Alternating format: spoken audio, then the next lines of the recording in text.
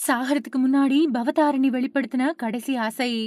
கண் கலங்கினபடி சொன்ன கணவர் சபரிராஜ். தன்னோட மனைவி பவதாரணி கடைசியா என்ன ஆசைப்பட்டாங்க அப்படிங்கறத பத்தி அவங்களோட கணவர் சபரிராஜ் வருத்தத்தோட பகிர்ந்திருக்காரு.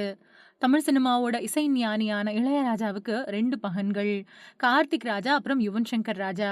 பவதாரணி அப்படிங்கிற ஒரு பொண்ணு இருந்தாங்க. அவங்க போன வருஷம் புற்றுநோய் காரணமா உயிரிழந்துட்டாங்க.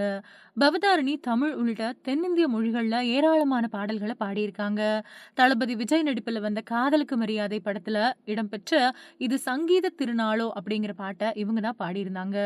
அதே மாதிரி அநேகன், இரும்பு குதிரை, பிரியாணி, மங்காத்தா, ஃப்ரெண்ட்ஸ், தனம், பிதாமகன், நேருக்கு நேர் அப்படின்னு பல படங்கள்ல பாடல்கள பாடி ஹிட் குடுத்திருக்காங்க. குறிப்பா அப்பா இளையராஜா, யுவன் சங்கர் ராஜா, அப்புறம் கார்த்திக் ராஜா இவங்களோட இசையிலயும் பல பாடல்கள பாடியிருக்காங்க.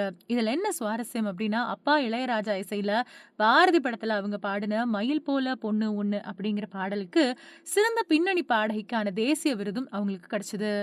ஒரு சில படங்களுக்கு இசையமைப்பாளராவும் பணியாற்றி இருக்காங்க பவதாரணி.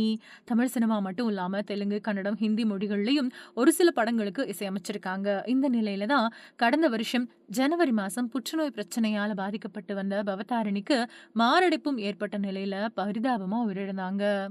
இந்த நிலையில தான் பவதாரணியோட கணவர் சபரிராஜ் பவதாரணி கடைசியா ஆசைப்பட்ட விஷயம் பத்தி ஒரு பேட்டியில சொல்லியிருக்காரு.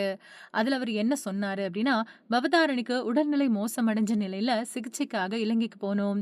அங்க ரொம்பவுமே உடல்நிலை மோசமடைய மறுபடியும் இந்தியாவுக்கு திரும்ப தயாராகிட்டு இருந்தோம். அந்த நேரத்துல தான் இசை நிகழ்ச்சிக்கு இளையராஜா இலங்கைக்கு வரதா இருந்துச்சு. அப்போ அவரை பார்க்கணும் அப்படின்னு ஆசைப்பட்டாங்க பவதாரணி.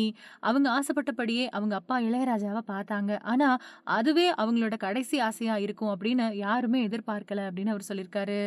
பவதாரணி பாடின பாடல்கள்லயே உங்களோட ஃபேவரைட் எது அப்படிங்கிறத மறக்காம கமெண்ட் பாக்ஸ்ல சொல்லுங்க.